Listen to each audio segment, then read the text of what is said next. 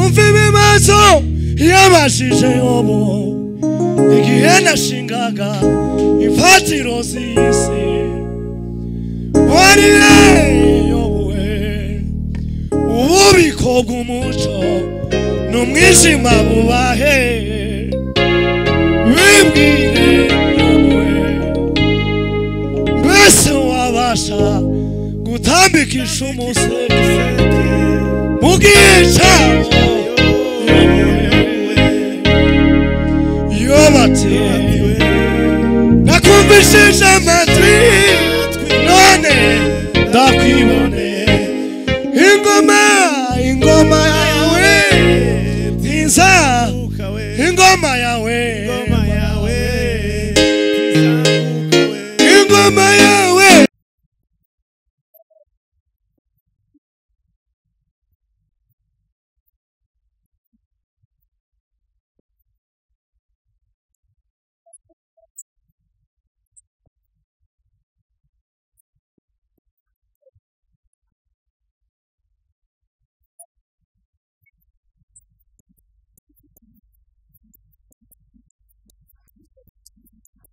Umwanya ku hano hantu uyu ni umugisha ukomeye. Igihe tubonye akanya ko byaza umusaruro, akanya kose ubonye ugomba kubyaza umusaruro uko bikwiye.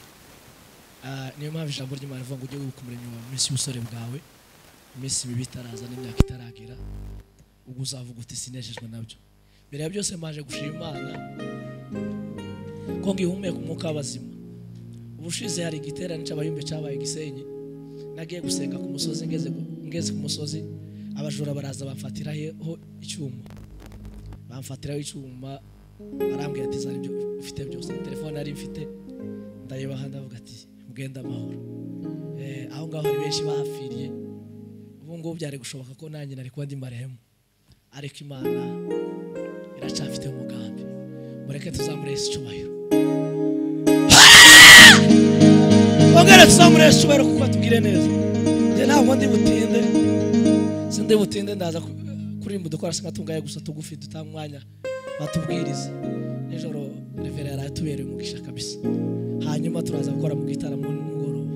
Ndishimye cyane ko kubwo bashumba ba hano, Imana ibagiriye neza kandi baho umugisha, kandi turabashimiye kuba mwaratubwira icyizere mukadutumira mutatuze. Imana ikomeze ibagiriye neza. Kandi nongeye kwishima cyane kubwo abavandimwe hano, Moise na mugenzi we n'aba Bonfils hariya nyuma turabana na Nairobi, na mwene data hariya n'umugisha ukomeye. Rero mwese Imana ibagiriye neza. Hallelujah. Mumva ibibazo yabashije Yobu igihe nashingaga imfatiro z'isi. Wariye Yobu ububiko bw'umuco n'umwijima bubahe. Wimbwire Yobu mbese wabasha gutambikisha umuseke mu gihe cyawo. Yobati nakumvishije amatwi none ndakwibone.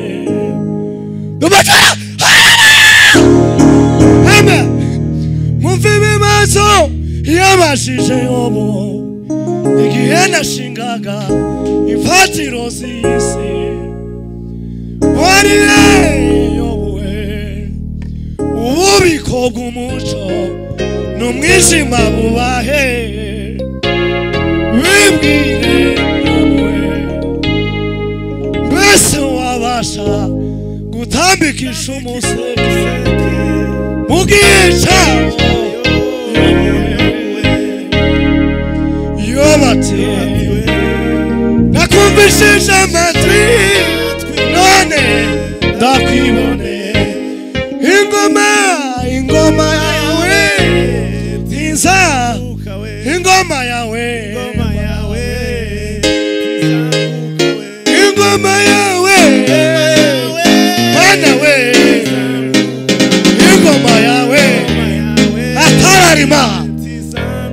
Ingoma yawe Baba we, Mana y'ijuru we, ingoma yawe Mana we, tegereje hejuru yewe ingoma yawe mana we iza ingoma yawe wajuru ingoma yawe mana haleluya baba ingoma yawe wajuru imbaza ingoma yawe mana we ai haleluya baba we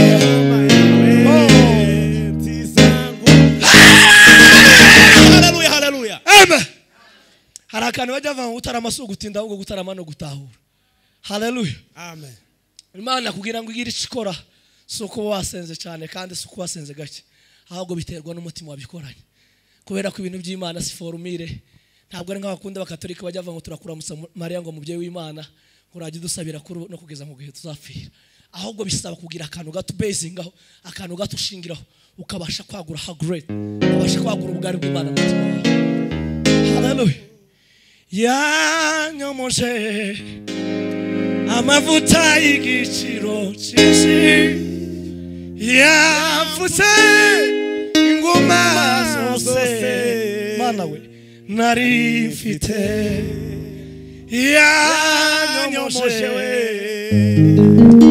amavuta y'igiciro cyinshi yavutse ingoma zose nari mfite yanyomoje amavuta y'igiciro cyinshi yavutse ingoma zose mana we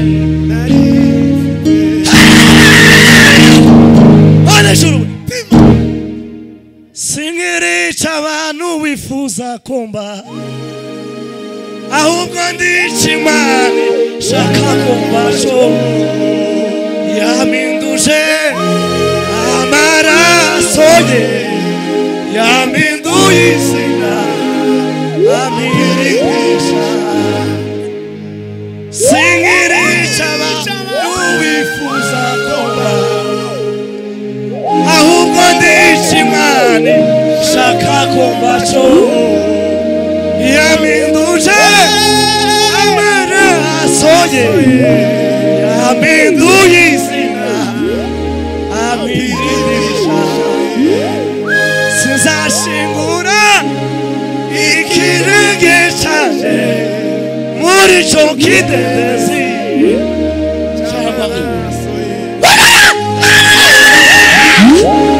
Mana ijuru Mana imbazwe murebe twese tuzamure Yesu ubwiza kubera ko aduhaye kano kanya keza haleluya Imana imbazwe haleluya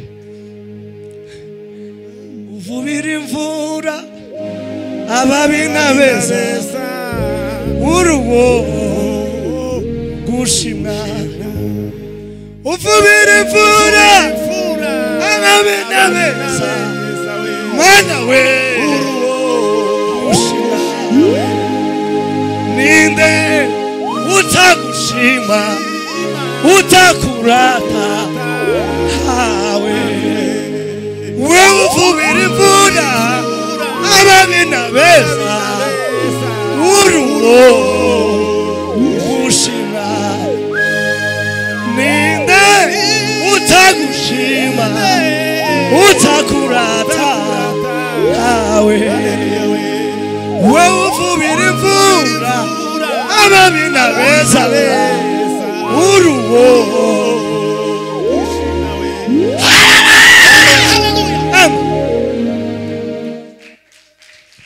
amashi menshi ku mwami Imana.